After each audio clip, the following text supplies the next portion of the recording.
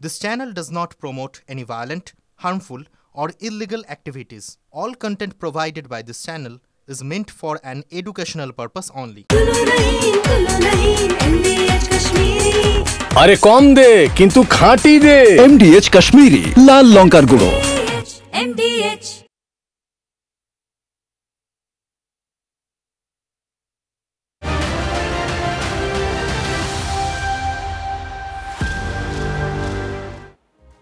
নমস্কার, দেখছেন TV9 বাংলা। আপনাদের সঙ্গে আমি অনির্বাণ। আজকের অনির্বাণের চক্রবহ শুরু করব, কিন্তু শুরুতেই চোখ রাখবো দিনের সেরা মুহূর্ত আর খবরগুলো নিয়ে। সাথে সেরা কোনো জঙ্গি যেন বাংলায় আশ্রয় না নিতে পারে, উত্তরবঙ্গ থেকে সতর্কবার্তা মুখ্যমন্ত্রী। তাঁর দাবি, বিহার অসম থেকে লোক ঢুকছে রাজ্যে, বেহাত হচ্ছে ব্যক্তিগত তথ্য। কলকাতা, মালদা, কোচবিহার থেকে ডায়মন্ড হারবারে একাধিক ঘটনা ঘটেছে। প্রশাসনকে কঠোর নজরদারির নির্দেশ মুখ্যমন্ত্রী। মুর্শিদাবাদে হিংসায় কাঠগড়ায় তৃণমূল কাউন্সিলরের স্বামী মেহবুব আলমের নেতৃত্বে হামলা। সব জেনে শুনেও চুপ তৃণমূল বিধায়ক। আমিরুল ইসলামের এলাকা পরিদর্শনের পরে অক্ষত বাড়িগুলোতে নতুন করে হামলা, অগ্নিসংযোগ। হাইকোর্ট গঠিত অনুসন্ধান কমিটির রিপোর্টে চাঞ্চল্যকর দাবি, নিষ্ক্রিয়তার অভিযোগ পুলিশের বিরুদ্ধেও। ধর্ম দেখে হিংসা দাবি বিজেপির, বিভেদের লক্ষ্যে অপপ্রচার পাল্টা তৃণমূলের। কলকাতার আকাশে ড্রোন রহস্য। মঙ্গলবার রাতে fort William, Hastings, park circus, দ্বিতীয় হুগলি সেতু সহ বিভিন্ন এলাকায় ড্রোনের উপস্থিতির দাবি। মহেশতলা এবং বেহালার দিক থেকে উড়ে আসে এই ড্রোনগুলি, এমনটাই দাবি। 8 থেকে 10খানা ড্রোন উড়ে আসে হাই সিকিউরিটি জোনে। ড্রোনের মাধ্যমে নজরদারি চলছে কি? ক্রমশ ঘনীভূত হচ্ছে রহস্য। তদন্তে সেনা, কলকাতা পুলিশ এবং STF। মাওবাদী দমন অভিযান মিশন সংকল্পে বড় সাফল্য। ছত্তিশগড়ের নারায়ণপুরের এনকাউন্টারে নিহত CPI মাওবাদীর সাধারণ সম্পাদক নামবালা কেশব রাও ওরফে বাসব রাজ। মৃত্যু হয়েছে মোট 27 জন মাওবাদী।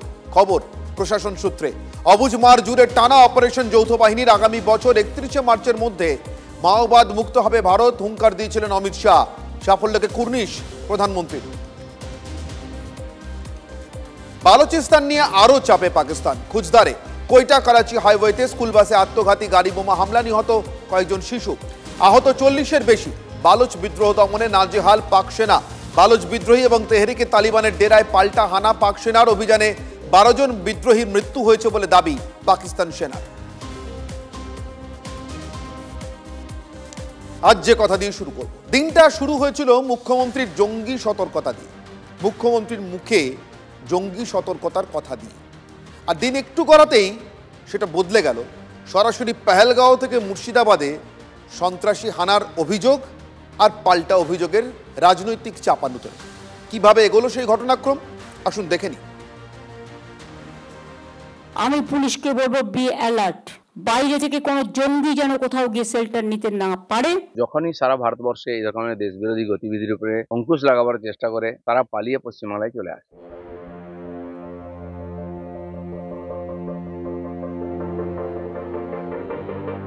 চারিদিক থেকে এসে ঘিরে ধরে নিল, তো আমরা বেরোতে পারছিলাম না।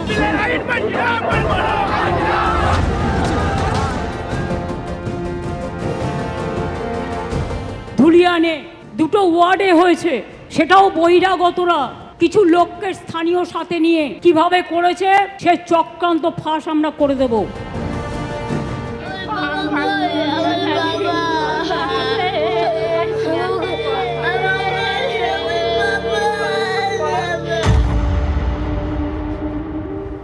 আবার প্রমাণ করছে যে কোনো বাইরের লোক নয়, স্থানীয় মানুষ সেটা করেছে। মিথ্যে কথা বলেছেন, রাজ্যের মানুষকে বিভ্রান্ত করেছে। পশ্চিমবঙ্গবাসীর কাছে হাত জোর করে তার ক্ষমা চাওয়া উচিত।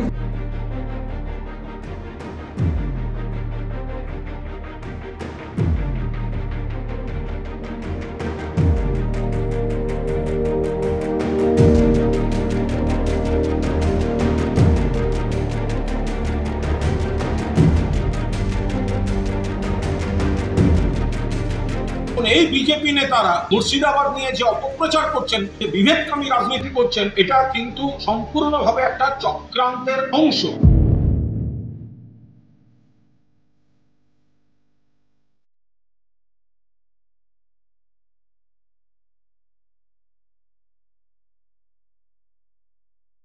पहलगाम में चुन चुन कर हिंदुओं को मारा गया, तो मुर्शिदाबाद में चुन चुन कर हिंदुओं के घर, मकान, लोगों को मारने का प्रयास किया।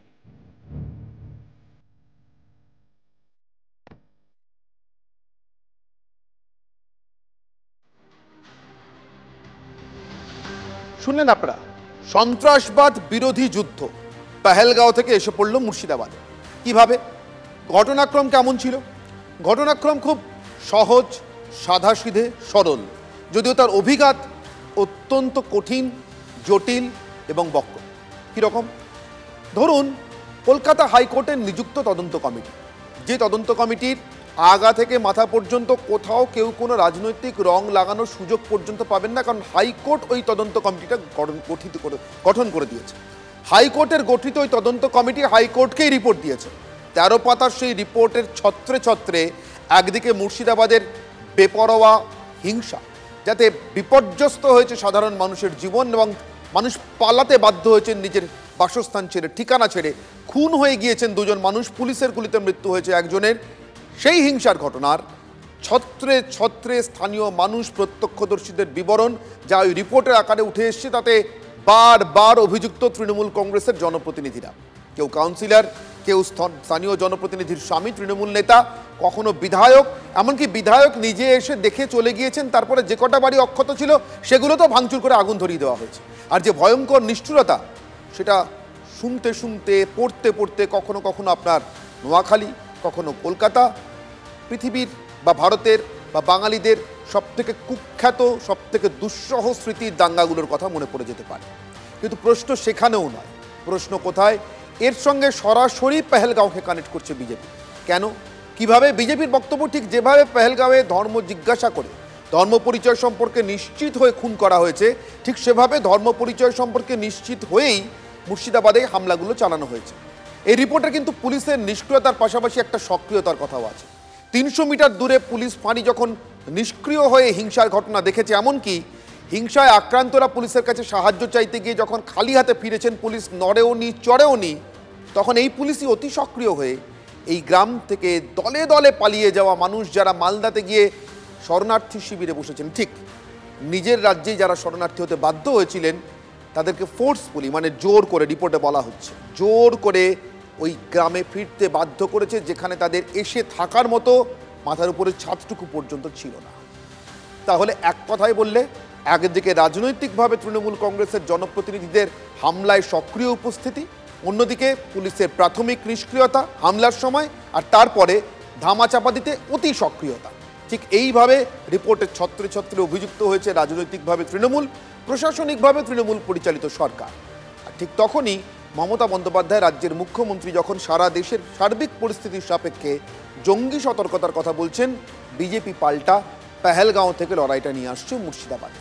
সেখানেই সবথেকে বড় প্রশ্নটা নাগরিকের মনে উঁকি মারছে, যখন এই সাম্প্রতিক ঘটনাবলী আমাদের বারবার দেখিয়ে দিয়েছে জঙ্গিদের হাত থেকে আসলে কেউ বাঁচে না, জঙ্গিরা আসলে কাউকেই বাঁচতে দিতে চায় না, তখন স্রেফ রাজনৈতিক আকচিতেই কি পশ্চিমবঙ্গের নাগরিকের ভবিষ্যৎ আটকে থাকবে? সন্ত্রাসবাদ দমন, সন্ত্রাসবাদ মোকাবিলা, সন্ত্রাসের বিরুদ্ধে যুদ্ধের মতো একটা এত বড় যুদ্ধে আমার আজকের প্রশ্ন। উপসর্গ মুর্শিদাবাদ, রাজনীতি ভুলে জঙ্গি তাড়াবে বাংলা। তার কারণ বাংলা বারবার রাজনীতির ওই আবর্তে পড়েই জঙ্গি তাড়াতে পারছে না, বরং জঙ্গিরা কোথাও না কোথাও কারো না কারুর আশ্রয় বা প্রশ্রয় বা প্রত্যক্ষ না হলেও পরোক্ষ মদতটা পেয়েই যাচ্ছে। আর ঠিক সেখান থেকে আমার আজকের বিতর্ক শুরু। আমার সঙ্গে উপস্থিত যারা 3 জন অতিথির সঙ্গে আপনাদের পরিচয় করে দিই। আমার ঠিক একেবারে ডান দিকে রয়েছেন তন্ময় ঘোষ, তৃণমূল কংগ্রেস মুখপাত্র। আমার ঠিক ডান দিকে রয়েছেন আলী ইমরান রামস, প্রদেশ কংগ্রেসের, পশ্চিমবঙ্গ প্রদেশ কংগ্রেসের সাধারণ সম্পাদক। আমার ঠিক বাঁ দিকে দীপ্তাস্য যশ, বিজেপি মুখপাত্র, এবং আমার সঙ্গে সিপিআই নেতা শুভম বন্দ্যোপাধ্যায় যোগ দেবেন কিছুক্ষণের মধ্যে। আমি শুরু করব তন্ময়বাবু আপনার কাছ থেকে। প্রতিদিনের মতো আজও নিয়ম একেবারে সরল সাদাসিধে, প্রত্যেক বক্তা নিজের সপক্ষে বলবার জন্য, নিজের কথা বলবার জন্য শুরুতে 1 মিনিট সময় পাবেন। আপনার সময় তন্ময়বাবু শুরু হচ্ছে 1 মিনিট এখন। যখন জঙ্গিদের প্রশ্ন ওঠে, যখন দেশের সার্বভৌমত্বের প্রশ্ন ওঠে, যখন দেশের সুরক্ষার প্রশ্ন ওঠে, তখন পশ্চিমবঙ্গ রাজ্য সরকার এবং মাননীয় মুখ্যমন্ত্রী মমতা বন্দ্যোপাধ্যায়ের যে অবস্থান সেটা অত্যন্ত পরিষ্কার।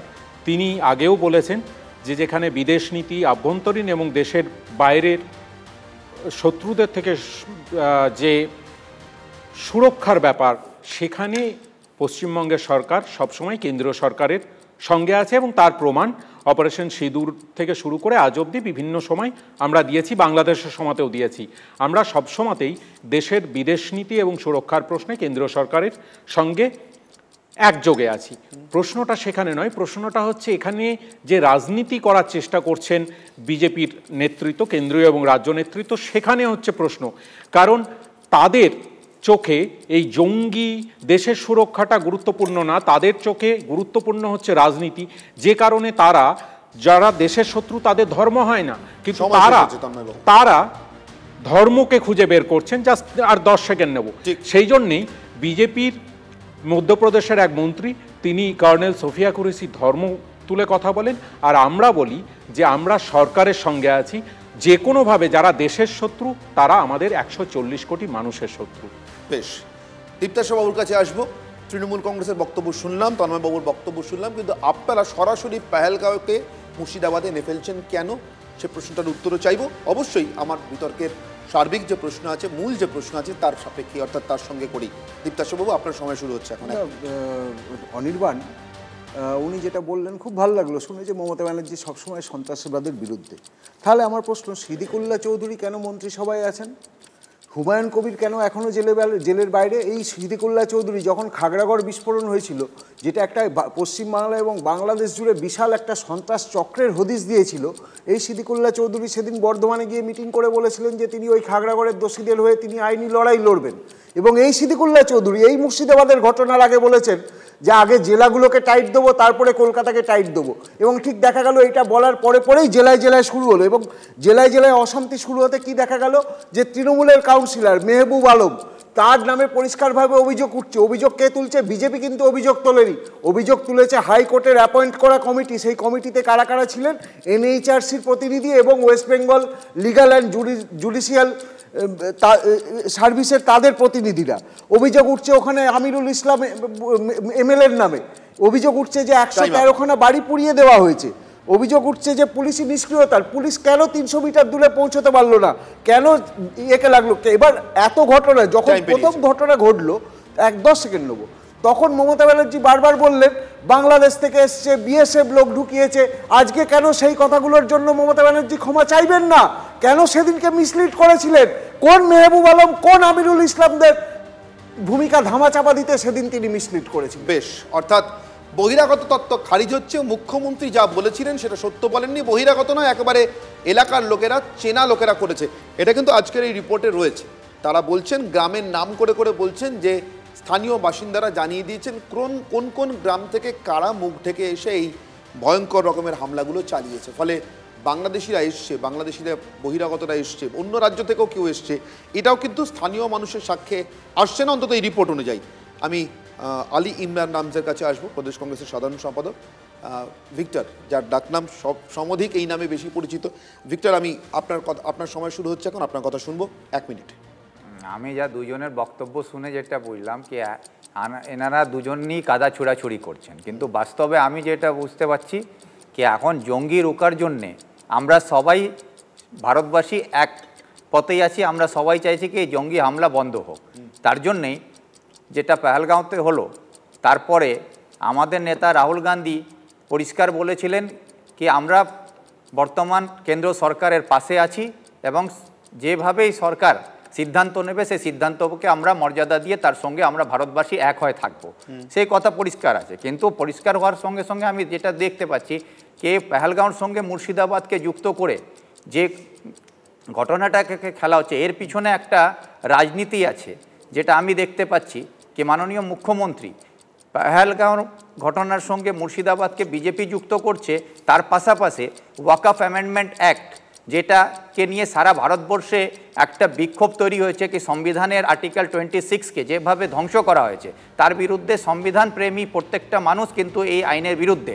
সেই আইনের আন্দোলনকে রুখে দেওয়ার জন্যে এই আন্দোলন 10 সেকেন্ড আমি নিচ্ছি, এই আন্দোলনকে রুখে দেওয়ার জন্যে কিন্তু মুর্শিদাবাদে প্রকল্পিতভাবে প্ল্যানিংয়ের মধ্যে দিয়ে রাজ্য সরকারের মদদে এই ঘটনাগুলো ঘটানো হয়েছে। তার মধ্যে পুলিশের নিষ্ক্রিয়তা এটা প্রমাণ করছে। রাজ্যের মুখ্যমন্ত্রী নিজে হচ্ছেন পুলিশ মন্ত্রী, এবং তারপরও পুলিশ নিষ্ক্রিয় থাকছে আর সেখানে দাঙ্গা হচ্ছে, কারো বাড়ি পুরানো হচ্ছে, কারো বাড়িঘর পুড়িয়ে দেওয়া হচ্ছে, যাতে হাইকোর্টকে হস্তক্ষেপ করতে হচ্ছে। এটা প্রমাণ করছে যে রাজ্য সরকার ব্যর্থ। এবং যদি আজকে এই কথা উঠে আসে যে কেন্দ্র থেকে বিএসএফ এর মাধ্যমে বর্ডার পেরিয়ে আছে, তাহলে দুজন সরকারে না প্রধানমন্ত্রী যোগ্য, তার উপরে প্রশ্ন হচ্ছে এখানে আছে, তাহলে দুই প্রধানমন্ত্রী এবং মুখ্যমন্ত্রীকে ত্যাগপত্র দেওয়া উচিত। পরবর্তী সময় আমি আবারও সময় দেবো ভিক্টর, কিন্তু শুরুর সময় শেষ 1 মিনিট করে আমি প্রত্যেককে দিয়েছিলাম। আমি তন্ময়বাবু আপনার কাছে ফিরে আসছি। আমি তো আপনার কাছে ফেরার আগে আমি মুখ্যমন্ত্রী মমতা বন্দ্যোপাধ্যায় আজকের যে বক্তব্যটা দিয়ে আমরা শুরু করেছিলাম, আমি খুব সংক্ষেপে একটা অংশ দেখেছিলাম, আমি পুরো অংশটা শোনাচ্ছি আপনাদেরকে। মুখ্যমন্ত্রী যেভাবে জঙ্গি সতর্কতার কথা বলছেন, মুখ্যমন্ত্রী যেভাবে এখানে জঙ্গি ঢুকে পড়ার আশঙ্কা করছেন, এবং পুলিশকে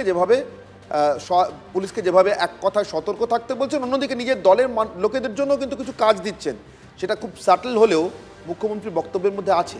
কি বলেছেন মুখ্যমন্ত্রী একবার শুনুন। আমি শুনছি অনেক বাইরের লোক, কেউ আসাম থেকে, কেউ ইধার থেকে, কেউ উধার থেকে, বিভিন্ন লোক বিভিন্ন এলাকায় ঢুকে এমনকি আমাদের সমর্থকের কাছেও তার নাম্বার, তার প্যান কার্ড নাম্বার, তার আধার কার্ড নাম্বার, তার ফোন নাম্বার, সে কি করে তার ডিটেলস নিয়ে চলে যাচ্ছে অফিসারদেরও। আমি পুলিশকে বলবো বি অ্যালার্ট, বাইরে থেকে কোনো জঙ্গি যেন কোথাও গিয়ে শেল্টার নিতে না পারে। তন্ময়বাবু, এই পর্যন্ত শুনলে খুব স্পষ্ট মুখ্যমন্ত্রী কি ধরনের কথা বলছেন, এবং শুধু পুলিশ নয় দলকেও বলছেন, পুলিশকে যথেষ্ট সতর্ক থাকতে বলছেন। তার সঙ্গে সঙ্গে আমি তন্ময়বাবু যদি এইটা পাশাপাশি রাখি বা শুনি, আমার প্রশ্ন, সত্যি কি দল সতর্ক, নাকি দল আসলে মুখ্যমন্ত্রী যা বলছে তার উল্টো পথে হাঁটছেন? আমি রত্না বিশ্বাস, আপনাদেরই দলের নেত্রী, বহুবার বাংলা টেলিভিশনে এই বক্তব্য শোনানো হয়েছে, কিন্তু আমি না শুনিয়ে পারছি না। তার কারণ রত্না বিশ্বাস এবং তার কথিত সেই জাকিরদা আজও তাদের দলগতভাবে কোনো শাস্তি হয়েছে বলে আমি জানি না। রত্না বিশ্বাসের বক্তব্য। আমরা সবাই জানি ভোটার লিস্টের কাজ চলছে, এখানে অনেক জাকিরদার নির্বাচনী এলাকায় অনেক বাংলাদেশি লোক এখানে বসবাস করেন। জাকিরদার লিঙ্কটা ভালো করতে পারে, অভিজিৎটাও বলবেন, আমিও বলছি। যদি লিঙ্কের কোনো সমস্যা হয়, বাংলাদেশ থেকে যারা এসছে ভোটার লিস্টে নাম তোলা সমস্যা, জাকিরদার কাজটা ভালো করে দেবে।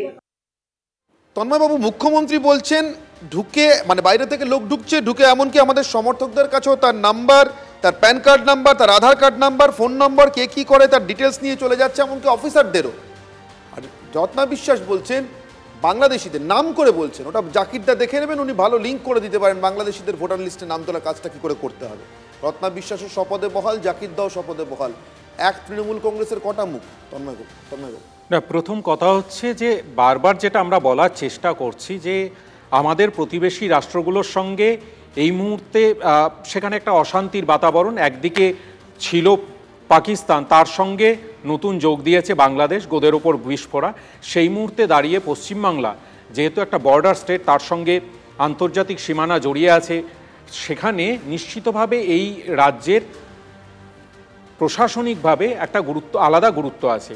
এখন বাংলাদেশ থেকে লোক ঢুকছে এই কথাটা যেমন মাননীয় মুখ্যমন্ত্রী বলছেন, আমি ঠিক শুধু বিজেপির মুখপাত্রকে একটা জায়গায় ধরিয়ে দেবো। উনি বললেন যে এরা এসে করেছে, আমরা এই কথা বলিনি। প্রথম এই কথা সংবাদ মাধ্যমে বলেছেন বাংলার বিরোধী দলের দলনেতা শুভেন্দুবাবু। তিনি বলেছেন যে বাংলাদেশের জঙ্গিরা এখানে ঢুকে গেছে এবং এই অশান্তি করেছে, অন রেকর্ড আছে। এখন যদি শুভেন্দুবাবু এই কথা বলেন, তার মানে তার কাছে আগে থেকে ইনপুট ছিল। এক, দ্বিতীয় কথা, তাহলে তিনি সেটা কেন্দ্রীয় স্বরাষ্ট্রমন্ত্রকের সঙ্গে কেন শেয়ার করছেন না, পশ্চিমবাংলা পুলিশের সঙ্গে না হলে করবেন না? এক। দ্বিতীয় কথা হচ্ছে কেন্দ্রীয় স্বরাষ্ট্রমন্ত্রককে আরও বেশি সজাগ হতে হবে। মাননীয় মুখ্যমন্ত্রী কিন্তু বারবার বলছেন এখানে দোষ চাপানোর বিষয় নয়, বিষয় হচ্ছে আভ্যন্তরীণ নিরাপত্তার ক্ষেত্রে যা যা বলা হচ্ছে সেই জায়গাটাতে সজাগ থাকতে হবে। তো আমি সব বুঝলাম, আমি বাইরে থেকে লোক আসছে, তো ভয়ঙ্কর খেলা তন্ময়বাবু। কিন্তু আমার এখানেই প্রশ্ন, সেই বাইরে থেকে আসা লোকগুলোকে ভোটার কার্ড করে দেওয়া তো আরো ভয়ঙ্কর খেলা। আপনারা এই লোকগুলোকে ধরে রাখছেন কেন, চিহ্নিত করে তাড়িয়ে দিচ্ছেন না কেন? এই রত্না বিশ্বাস, জাকির, মেহবুব আলম নাম আসছে, হাইকোর্টের রিপোর্টে নাম আসছে। কে কি বলছেন আমি সেটা পার্টির বক্তব্য এরকমটা নয়, তিনি কি বলছেন নিশ্চিতভাবে সেটা দেখা হবে। কিন্তু একটা কথা তো পরিষ্কার যে আমরা প্রশাসনিকভাবে এখানে রাজ্যের মুখ্যমন্ত্রী প্রশাসনিকভাবে রাজনীতির ঊর্ধ্বে গিয়ে ব্যবস্থা নিয়েছেন, যে কারণে পুলিশি গাফিলতি ছিল বলে মনে হয়েছে বলেই জঙ্গিপুর এবং মুর্শিদাবাদের পুলিশ সুপারকে সরিয়ে দেওয়া হয়েছে, সেখানে তারপরে শান্তি ফিরে এসছে। আমাদের দলের সাংসদ, বিধায়ক, বুথ সভাপতি থেকে শুরু করে সমস্ত যারা দলের পদে আছেন তারা 30টির বেশি শান্তি মিটিং করেছেন। সুতরাং মুর্শিদাবাদের অশান্তিকে রাজনীতির রং লাগালে সেটা ঠিক হবে না। আমিরুল ইসলাম এই রিপোর্টে লেখা রয়েছে স্পষ্ট করে, আমিরুল ইসলাম এলেন, এলাকাটা দেখলেন, যে কটা বাড়ি অক্ষত ছিল তখন আমিরুল ইসলাম চলে যাওয়ার পর মানে তিনি চিহ্নিত করে দিয়ে গেলেন। আমিরুল ইসলাম চলে যাওয়ার পর তন্ময়বাবু আমার বলতে খুব খারাপ লাগছে, আমি কিন্তু এখানে কোনো নির্দিষ্ট ধর্ম ধরে বলছি না, আপনি নিশ্চিতভাবে বুঝবেন আমরা ছোটবেলা আলিবাবা 40 চোরের গল্প পড়েছি, রাত্রিবেলা ওই বাড়িতে ঢোকার আগে কীভাবে মার্ক করে দিয়ে গেছিল, আলিবাবার বাড়ি কীভাবে মার্ক করে দিয়ে যাওয়া হয়েছিল আপনার নিশ্চয়ই জানি। আমি সেই জায়গা থেকে জিজ্ঞাসা করছি তন্ময়বাবু, এলেন আমিরুল ইসলাম, চলে গেলেন, যে কটা বাড়ি অক্ষত ছিল রাত্রেবেলা এসে ভয়ঙ্কর হামলা এবং তার সঙ্গে সঙ্গে আগুন জ্বালানো হলো।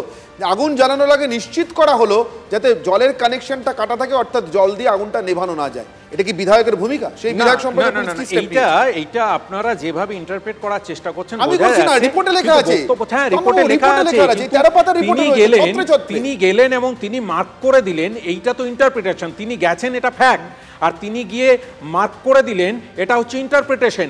এই ইন্টারপ্রিটেশন নিয়ে প্রশাসনিকভাবে যা ব্যবস্থা নেওয়া নিশ্চয় নেওয়া হবে, কিন্তু বক্তব্য হচ্ছে এইভাবে একটা জিনিসকে রাজনীতিকরণ করাটা বোধহয় ঠিক হচ্ছে না। যেখানে ভারতবর্ষের সুরক্ষা নিয়ে প্রশ্ন উঠছে, যেখানে পহেলগাঁওয়ের মতো ঘটনা ঘটেছে, আমরাও তো জিজ্ঞেস করতে পারতাম যে পহেলগাঁওয়ে যে ঘটনা ঘটেছে সেই জঙ্গিগুলোকে চিহ্নিত করা গেছে কিনা, তারা কোথায় আছে, তাদেরকে ভারতীয় আইনের আওতায় আনা হয়েছে কিনা, এই ধরনের প্রশ্ন আমরা করিনি। সমস্ত রাজনৈতিক দল কেন্দ্র সরকারের পাশে থেকেছে এবং আপনারা দেখছেন যে বিদেশেও যে প্রতিনিধি দল গেছে সেখানে তৃণমূল কংগ্রেস পার্টি আছে। কিন্তু এই সময় কি থাকা সম্ভব?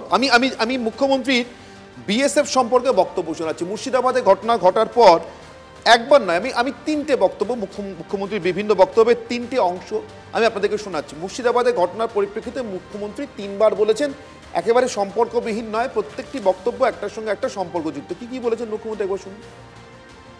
ধুলিয়ানে 2টো ওয়ার্ডে হয়েছে, সেটাও বহিরাগতরা কিছু লোককে স্থানীয় সাথে নিয়ে কিভাবে করেছে সে চক্রান্ত ফাঁস আমরা করে দেব। Bengal is the border of Bangladesh, Nepal, Bhutan. আপনি ইউনুসের সাথে গোপন মিটিং করুন, চুক্তি করুন, দেশের ভালো হলে খুশি হব, কিন্তু আপনার প্ল্যানটা কি? কোন এজেন্সির মাধ্যমে ওখান থেকে লোক নিয়ে এসে দাঙ্গা করা? এরিয়ায় বিএসএফ কাকে কাকে হাত করেছে এবং কিছু বাচ্চা ছেলেকে 5,000-6,000 টাকার বিনিময়ে ইট ছুড়িয়েছে। যদি বাংলাদেশ সত্যি যাই হয়ে থাকে বাংলাদেশের লোক, আপনি কেন ঢুকতে দিলেন? বিএসএফ কেন ঢুকতে দিয়েছিল? আমার তো প্রশ্নটা ঠিক এখানে, বিএসএফ ঢুকতে দিয়েছিল এটা যত বড় প্রশ্ন, ঢুকতে দিয়েছিল কেন আমি দ্বিতীয় কাছে জিজ্ঞাসা করবো, ঠিক ততখানি গুরুতর প্রশ্ন বাংলাদেশ থেকে লোক ঢুকেছে এটা পশ্চিমবঙ্গের পুলিশ আজ পর্যন্ত প্রমাণ করতে পারলো না কেন? যতজন এখনো পর্যন্ত শাস্তি ভোগ করছে দাঙ্গা হাঙ্গামা এমনকি খুনের অভিযোগে মুর্শিদাবাদের ঘটনাতে, তাদের মধ্যে কেউ বাংলাদেশি নয়, প্রত্যেকে মুর্শিদাবাদের বাসিন্দা, আশপাশের বাসিন্দা, এমনকি অন্য জেলারও নয়, অন্য রাজ্যেরও নয়। সেক্ষেত্রে বারবার এই কথাটা আসে কেন? দ্বিতীয়বাবু আপনারা পুরোটা এড়িয়ে যেতে পারেন না, কারণ আপনারা বলেছিলেন বিএসএফের এলাকা 15 থেকে 50 কিলোমিটার দূরে করে দিলে, মানে বাড়িয়ে দিলে এটা সর্বরোগহর ওষুধ, আর কিছু হবে না। হলো তো দীপ্তাশবাবু? এখানে বলি এবার তন্ময়দা বেশ দীর্ঘ সময় ধরে নানা রকম অভিযোগও তুলেছেন এবং সাফাইও দিয়েছেন, তো আশা করি আমি তার খানিকটা সময় অন্তত পাবো। প্রথম কথা, আজকে দেখুন, আজকে আপনারা বলছেন এখানে ধর্ম নেই, কিন্তু আজকে হরগোবিন্দ দাস এবং তার ছেলে চন্দন দাস তারা তো বিজেপির কর্মী ছিল না, কোনো রাজনৈতিক লড়াই তো ছিল না, তারা সিপিএমের কর্মী ছিল। যখন কংগ্রেসের প্রতিনিধি দল তার বাড়িতে গেল, তারা তাকে কেন বার করে দিল? কারণ অন্য দলগুলো তারা কেউ তাদের পাশে দাঁড়াতে পারেনি বা দাঁড়ায়নি।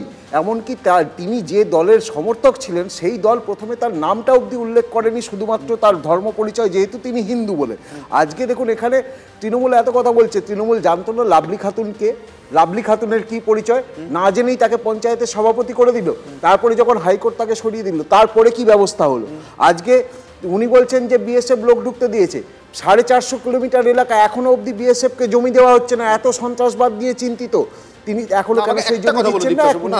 একটা কথা বলুন, শেষ তো করবেন অবশ্যই। দেখুন, শেষ তো অনন্তকাল ধরে করতে হতে পারে, সেটা কথা না। আমার একদম ক্যাটেগরিক্যালি প্রশ্ন আছে, ওনাকে পুলিশ নিয়ে অনেকগুলো কথা বলেছি, বিএসএফ নিয়ে আপনার একটাই প্রশ্ন। 15 থেকে 50 হয়ে গেছে, যে অঞ্চলে ঘটেছে সেটা বিএসএফ খুব ভালোভাবে সেখানে অ্যাক্টিভ, যদি সত্যি বাংলাদেশের লোক ঢুকে থাকে, বিরোধী দলনেতা বলেছেন, ঢুকলো কি করে? না, বিরোধী দলনেতা বলেননি যে ওই সময়ে ঢুকেছে। বিরোধী দলনেতা বলেছেন ওখানে যে অনুপ্রবেশকারী যে বাংলাদেশি এবং রোহিঙ্গা যারা আছে এবং তারা আজ থেকে নেই, তারা দিন ধরে তাদেরকে ঢুকিয়ে রাখা হয়েছে এবং তাদেরকে ভোটার কার্ড 50 নয় 15 কিলোমিটারের মধ্যে 4-5 বছরের ব্যাপার নয়। না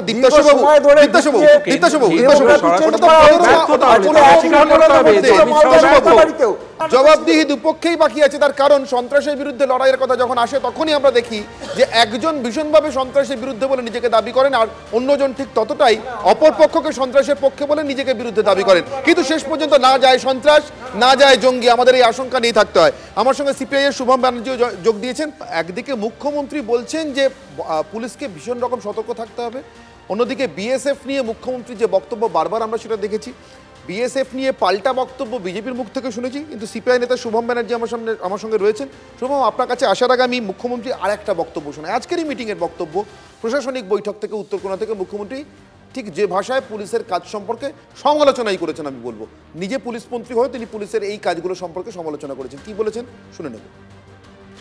আগে পুলিশরা 3-4 বার গিয়ে ঘুরতো এলাকায়, 5 বার 6 বার, এখন ঘোরেই না। যত বেশি ঘোরা যাবে পুলিশের ভ্যান নিয়ে, মানুষ তো জানবে যে অ্যালার্ট আছে।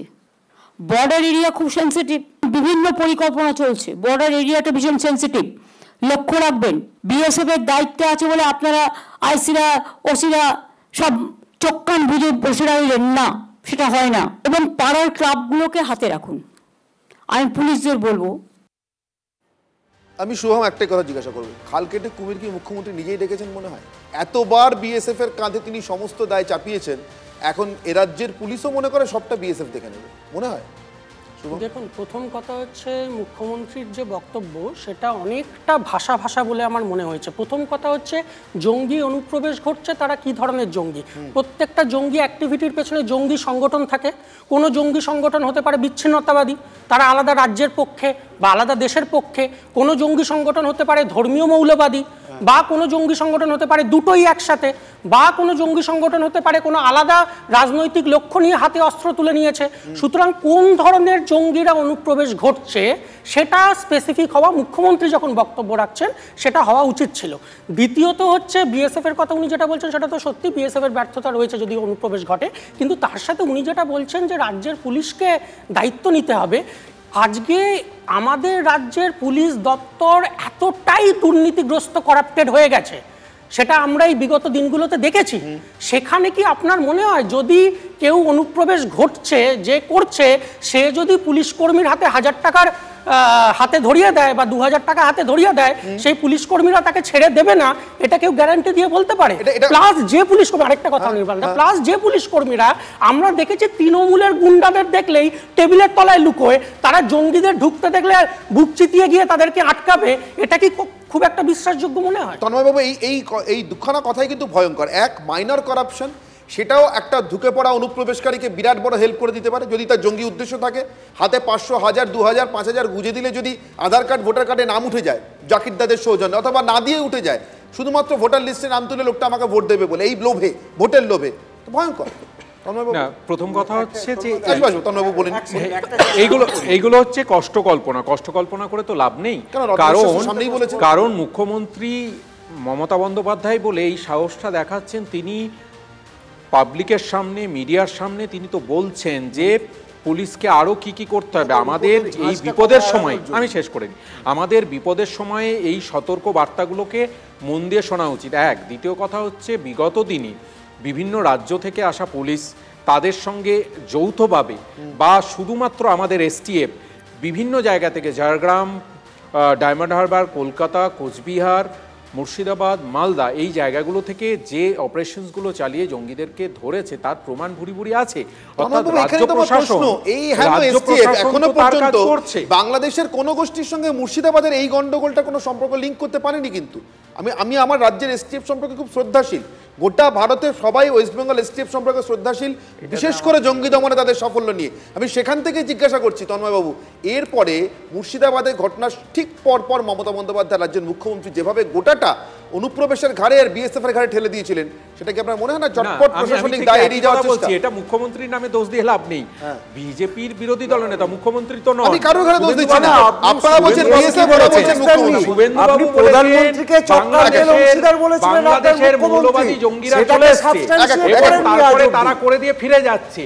সেখানে ভেবে দেখতে হবে যে সেই ঘটনার আগের রাত্রে নিশ্চিতভাবে তথ্য আছে, প্রশাসনিকভাবে দেওয়া হবে, সেই ঘটনার আগের রাত্রে কোথাও বিজেপি আর এস এর সঙ্গে ওই জঙ্গিদের মিটিং হয়ে যায়নি তো গোপন?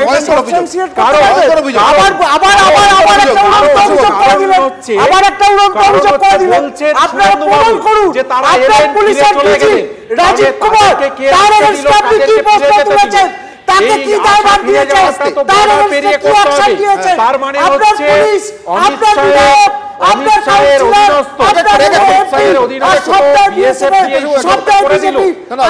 তন্ময়বাবুর যে অভিযোগ ভয়ঙ্কর, ওনার মুখ্যমন্ত্রী প্রধানমন্ত্রী চক্রান্তের অংশীদার বলেছিলেন, কোনোভাবে সেটা সাবস্ট্যান্সিয়েট করেছেন, আজ অব্দি করেননি।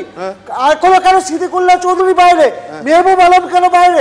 আজকে পুলিশের সাহস আছে মেহবুব আলমকে ধরার, পুলিশ কি করবে? পুলিশ তো এখন চালায় ডাকবাবুরা যিনি আমাদের দেশের গর্ব, কর্নেল সুফিয়া কুরেশি যিনি এই অপারেশন সিঁদুরের নেতৃত্ব দিয়েছেন, তাকে পাকিস্তানের বোন বলেছেন, এখনো তো তিনি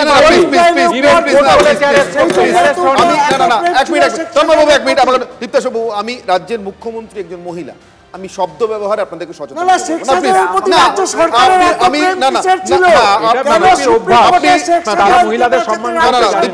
দীপ্তাশবাবু রাজনৈতিক সমালোচনা থাকুক, পলিসির সমালোচনা অন্য কথা আপনি বলুন, সেটা জিজ্ঞাসা করুন, কিন্তু প্লিজ রাজ্যের মুখ্যমন্ত্রী একজন মহিলা না, আপনি একটা আপত্তিকর শব্দ বলেছেন, আমি ওটা পুনরুক্তি করতে চাই না। না দীপ্তাশবাবু, আপনি একটা আপত্তিকর শব্দ বলেছেন, আমি পুনরুক্তি করতে চাই না। আমি আপনি বলুন, আপনি পলিসিগত সমালোচনা করুন, আমি বলছি তো, কিন্তু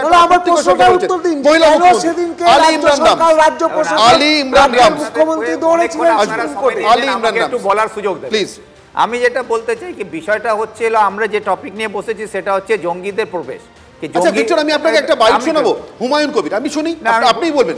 হুমায়ুন কবির আজকে বলছেন, মুর্শিদাবাদের ভরতপুরের তৃণমূল কংগ্রেসের টিকিটে নির্বাচিত বিধায়ক হুমায়ুন কবির বলছেন, ওই যে কেটে ভাসিয়ে দেওয়া বলা হুমায়ুন কবির, ঠুসে দেবো বলা হুমায়ুন কবির বলছেন, মুর্শিদাবাদের এই ঘটনার প্রভাব নাকি ভোট বাক্সে পড়বে, খারাপভাবে পড়বে। কি বলছেন শুনুন। প্রশাসন 165টা স্পেসিফিক কেস করেছে, এখনও কয়েক হাজার মানুষকে আসামি হিসাবে এলাকায় তারা থাকতে পারছে না। এটার কিছুটা ইম্প্যাক্ট ভোটের বাক্সে ঘটবে বলে আমি মনে করি। প্রার্থীদের বদল করলে সেই পরিস্থিতি কি বদল হবে? অনেকটাই সামাল দেওয়া যাবে, কারণ তাদের উপরে প্রচন্ড মানুষের ক্ষোভ হয়েছে। ভিক্টর, হুমায়ুন কবিরের নামে কিন্তু আপনি কোনো ডায়েরি করেননি, এফআইআর করেননি, শুভেন্দু অধিকারীর নামে করেছিলেন। আমি হুমায়ুন কবিরটা শুনলাম এই কারণে, আজকে হুমায়ুন কবিরের কথা শুনে কি মনে হচ্ছে? এফআইআর না করে ঠিক করেছিলেন? হুমায়ুন আপনাদের দিকেই আছেন। আমি পরিষ্কার বলছি না, হুমায়ুন কবির আমাদের দিকে নাই। আমি পরিষ্কার বলেছি, যেদিন আমি শুভেন্দু অধিকারীর বিরুদ্ধে এফআইআর করেছিলাম সেখানে এই প্রশ্নটা এসেছিল, আমি কিন্তু সেদিন বলেছিলাম আমি হুমায়ুন কবিরকেও সমর্থন করি না, সেটা পরিষ্কার আমি বলেছি। এবং আজকেও যে হুমায়ুন কবির যে মন্তব্য করছেন সেটাকে আমি সমর্থন করছি না। কিন্তু বিষয়টা হচ্ছে, আজকে যে জঙ্গি প্রবেশের কথা বলে মাননীয় মুখ্যমন্ত্রী উত্তরবঙ্গের সভা থেকে ঘোষণা করেছেন, উনি নিজে পুলিশ মন্ত্রী, আজকে উনি নিজের পুলিশের উপরে আঙুল তুলছেন যে পুলিশদের নিষ্ক্রিয়তার কারণেই জঙ্গিরা বিএসএফ একটা ওখানে নিষ্ক্রিয় হচ্ছে। তারপর হুমায়ুন কেন বেসুরো গাইছেন? আপনার কি আমি দুটোই কথা বলছি। হুমায়ুন কেন বেসুরো গাইছেন না সেটা বলছি, আগে আমার বলতে দিন। আগে যে এখানে যখন মুখ্যমন্ত্রী পুলিশের উপরে প্রশ্ন তুলছেন, তাহলে পুলিশ মন্ত্রী হিসাবে উনি নিজের ব্যর্থতাকে স্বীকার করছেন, তাহলে ওনাকে আগে ত্যাগপত্র দেওয়া উচিত। আর বিএসএফ যে বর্ডারে বিএসএফ যখন বর্ডারে আটকাতে পারেনি, বিএসএফ যখন বর্ডারে আটকাতে পারেনি, আমাদের গৃহমন্ত্রী এবং প্রধানমন্ত্রী এটা স্বীকার করেছেন যে আমাদের ওখানে একটা নেগলিজেন্সি হয়েছে। তো এখন যখন আপনি স্বীকার করছেন গৃহমন্ত্রী কি বিএসএফ কাজ করতে পারেনি, প্রধানমন্ত্রী এটা স্বীকার করেছেন, তাহলে প্রধানমন্ত্রী এবং গৃহমন্ত্রী দুজনকে ত্যাগপত্র দেওয়া উচিত। তারপরে আমি বলছি এখন যেটা হচ্ছে, এটা পুরো বিজেপি আর তৃণমূলের সাজানো রাজনীতির এর আগামী 2026কে কেন্দ্র করে মুর্শিদাবাদ এবং পেহেলগাঁও বিহার এবং একে নিয়ে যে ঘটনা ঘটেছে এটা কি সাজানো? আমি বলি ঘটনা ঘটেছে, একটা ঘটনা, তার নিন্দা আমরা সবাই করছি। আমরা চাইছি জঙ্গিদেরকে তার দৃষ্টান্তমূলক শাস্তি, কিন্তু যে 4 জন জঙ্গি আমাদের পাকিস্তান থেকে এসে পাহালগাঁওতে আমাদের ভারতের ভাই বোনদেরকে যেভাবে খুন করলো, তাদের প্রতিশোধ নেওয়ার জন্য দেশে যুদ্ধ হলো, কিন্তু সেই 4 জনকে আজ অব্দি খুঁজে পাওয়া গেল না কেন? সেই প্রশ্নের উত্তর কি আমাদের দেশের ইন্টেলিজেন্স কি করছিল? আমাদের দেশের প্রধানমন্ত্রী তার জবাব দেবেন না? তারা কোথায় গেল? গুরুত্বপূর্ণ প্রশ্ন তাদেরকে ঢোকার মধ্যে আটকানো গেল না কেন? তার জবাব দেবেন না কেন? আপনি উল্লেখযোগ্য প্রশ্ন তুলেছেন দীপ্তাশু বাবু। আমার এখানে একটা প্রশ্ন আছে, ছোট্ট প্রশ্ন। আমি তন্ময় বাবুর কাছে প্রশ্নটা নিয়ে যাব। আপনি বলছেন মুর্শিদাবাদটা কাছে, ওরা ওদিকে চোখ ফেরাচ্ছেন না কেন? আমি বলছি আরেকটু অন্য কথা। আমি বলছি মুর্শিদাবাদটা কাছে বলে কি এদিকে দেখালে আপনাদের সুবিধা? পেহেলগাঁওয়ের দিকে চোখটা সরাতে চাইছেন? পেহেলগাম থেকে চোখ সরানোর থাকলে পেহেলগাম নিয়ে এত কাণ্ড হতো কেন? এবং এখনো অপারেশন সিন্দুর বন্ধ করা হয়। পেহেলগাঁও নিয়ে হতো না, প্রধানমন্ত্রী যখন বিদেশ ছেড়ে আসলেন, পেহেলগাম না গিয়ে পেহেলগাম নিয়ে এত কিছু হলো। আজকে ওখানে পাকিস্তানে বোমা পড়লো, দেখা গেল এখানে কেউ খুনি হচ্ছে, কেউ মিছিল করছে, মিছিল করছে, সেই মিছিলে তারা বলছে পাকিস্তানের সাধারণ মানুষের জন্য কেন জল বন্ধ করা হলো? এত কাণ্ড পাকিস্তানের পাকিস্তানের সীমানায় ঢোকা দুক, তাহলে পাকিস্তানের ওটা বয়ে গেছে, পাকিস্তানের ও করেছে বলে আপনারা খোলাচ্ছেন কেন? আপনাদের তো বুক চিতিয়ে হয়ে গেছে, আপনারা খুলে আছেন কেন? নিজেকে আপনারা বলছেন আপনি বলুন না ভিক্টর বাবু যে হুমায়ুন করবে, আপনি বলুন পাকিস্তানে বলে এখানে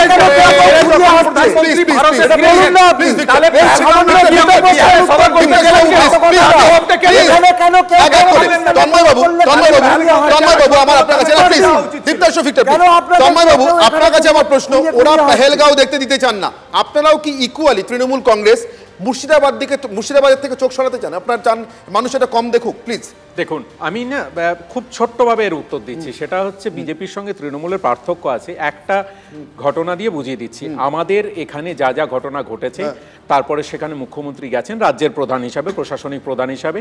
সেখানে তিনি রং, বর্ণ, জাতি, ধর্ম শেষ করে নিই, আমি শেষ করে নিই, সমস্ত কিছুর ঊর্ধ্বে উঠে যারা ক্ষতিগ্রস্ত তাদের জন্য 10 লক্ষ টাকা করে ক্ষতিপূরণের কথা বলেছে। আমি শেষ করি, তারপরে আমি শেষ করি না,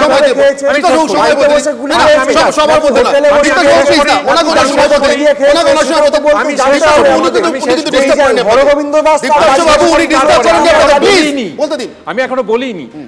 আর তার পাশাপাশি ঠিক আরো একটা অঙ্গরাজ্য মণিপুর, যেখানে 2023 সাল থেকে অশান্তির বাতাবরণ তৈরি হয়েছে, 250 জন নিহত, 1500 জন আহত, 70,000 মানুষ এফেক্টেড, ক্ষতিগ্রস্ত।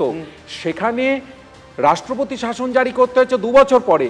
সেখানে দেশের প্রধান হিসাবে মাননীয় প্রধানমন্ত্রী একবারও যেতে পারেন। সুতরাং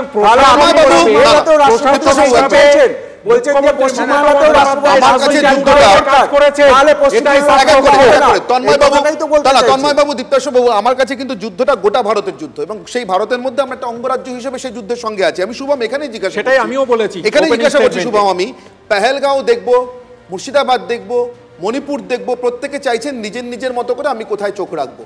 কিন্তু গোটা ভারত তো যদি একসঙ্গে দেখতে চাই আর তার রেসপেক্টে যদি নিজের রাজ্যটা দেখতে চাই, তাহলে কি মুর্শিদাবাদটা ফেলে দেবো, নাকি মুর্শিদাবাদ একটা উপসর্গ, তার থেকে শিক্ষা নেব, একজোট হওয়ার চেষ্টা করবো? দেখুন, মুর্শিদাবাদের এই যে ভয়ঙ্কর সাম্প্রদায়িক হিংসা, এটা কিন্তু আমাদের রাজ্যে বিগত 14 বছরের মধ্যে নতুন ছিল না। এর আগে আমরা বিভিন্ন জেলায় ছোট মাঝারি মাপের সাম্প্রদায়িক দাঙ্গা দেখেছি।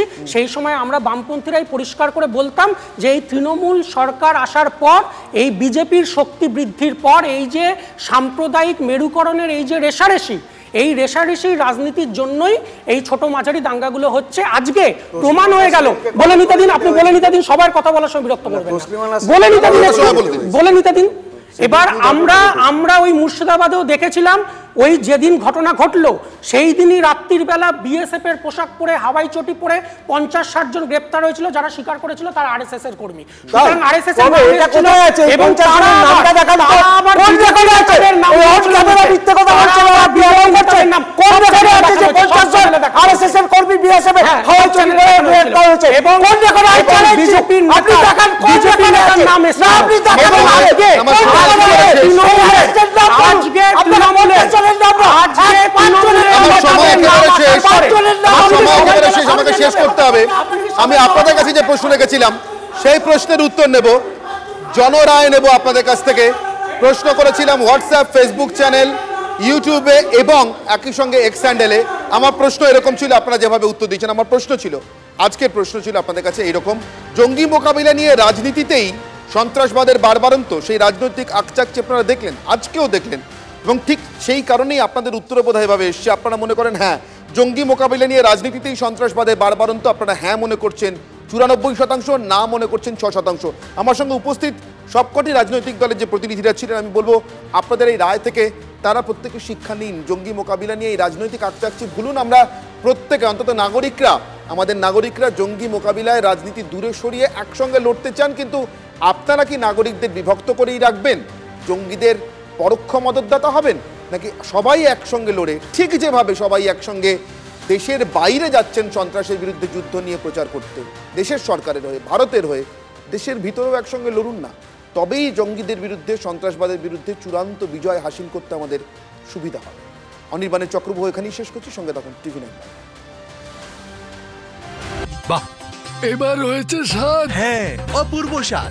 MDH এর চাঙ্কি চাট মশলা, জীবনে আসল স্বাদ জাগলো। আসল মশলা, yes yes, MDH